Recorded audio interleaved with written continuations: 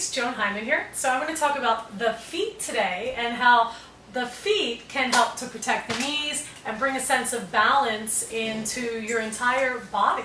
So usually in this demo I have two bodies, and today I just have Fitzjoy, and we're going to look at his feet today. So Fitzjoy, go ahead and just stand and bring your feet hip distance apart. Okay. All right, so he has beautiful yoga feet, and he has high arches, and so he stands towards the outside of his feet, and you can also see how his legs, they're bow-legged, and there's a little bit more of a pronounced feel on the outer legs. Okay, so I'm going to put the block between his feet and step your feet all the way around the block.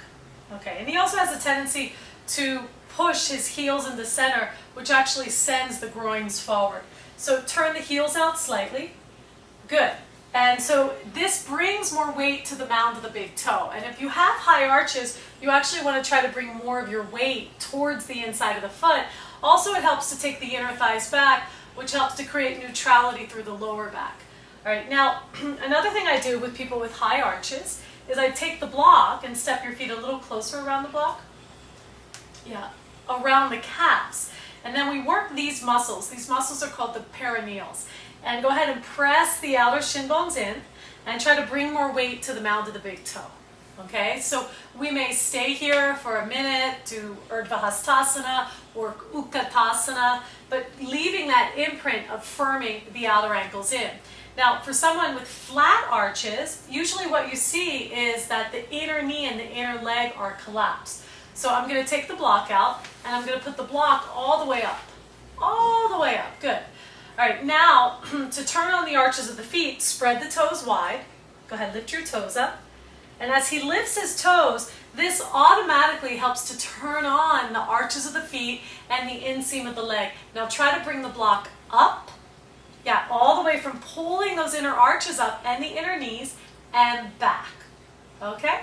And so someone with flat arches needs to create active feet and strengthen their inner arches. I'm going to take the block out. And someone with very high arches usually has a tendency to fall towards the outer ankle bone, so that creates a lot of lack of stability, which can definitely affect the knee and also translate into tightening the hips. So this is really key. Now, another thing that we do is balancing poses on the block. So go ahead and step your right foot on the block. So when we stand on a block, our tendencies will be a little bit more exaggerated when we bring some height here. Okay, so you can see he's doing a little dance with the outer ankle bone. So try to bring more weight to the mound of the big toe. And for someone with flat feet, when they stand on a block, they may feel this more in the inner thighs. So it's important for them to keep their toes up. Don't let the toes grip. Yeah, and pull the inner thighs up. All right, now try to lower your left foot to the floor. And then inhale, bring the leg up and firm the outer right hip in. Good, okay. All right, good. And then go ahead and switch sides. Okay, so it's great for strengthening your inner and outer thighs, which definitely help with the inner and outer ankle bones. Okay, so flex your foot. Yeah, and just observe, where does your weight shift to? Okay, now for Fitzjoy, bring a little bit more weight to the mound of the big toe so that outer ankle bone is firming in. When I do this, I have very high arches, and I do a lot of standing poses on the block. I can really feel that strength in these muscles of the outer shins. Okay, and go ahead and lower the right leg. And then inhale, pick the leg up, pull the inner thighs up, firm the hip in. Good. And then slowly come off and stand in Tadasana. And you can take tree pose on the block, Utthita Hasta Padangusthasana, you can get creative. And we're going to do one more thing to help the outer ankle bone and the inner knee. So we're going to do tree pose with the strap. Okay, and so the strap, the buckle, goes around the shin and it pulls towards the back of the body. So he's going to step in like a boot. And I'm going to firm, good, the strap. And then go ahead and take tree pose with your right leg. And he pulls the strap inside his leg, between the calf and the thigh.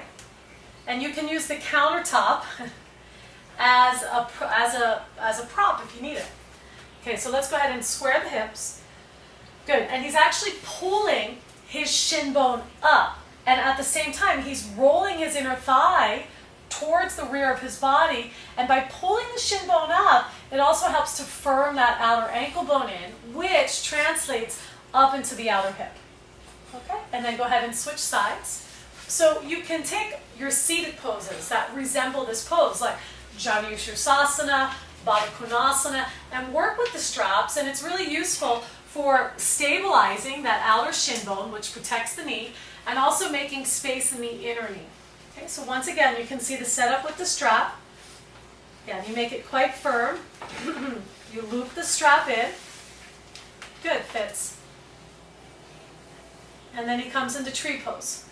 Okay, and then he takes the strap and he pulls up, so that pulls the heel up, and he slightly rotates out, which also moves that outer left shin bone in. Remember, there's a connection between working the feet, the ankle bones, and also working up into the hips. Good. Okay. And then exhale, release. All right. So try some of that. Let me know if you have any questions or comments. And also if there's any other tutorials that you would like to see around alignment, working with injuries, breaking down fancy poses, just leave it in the comments below. Thanks, Fitzjoy. Namaste. Thank you.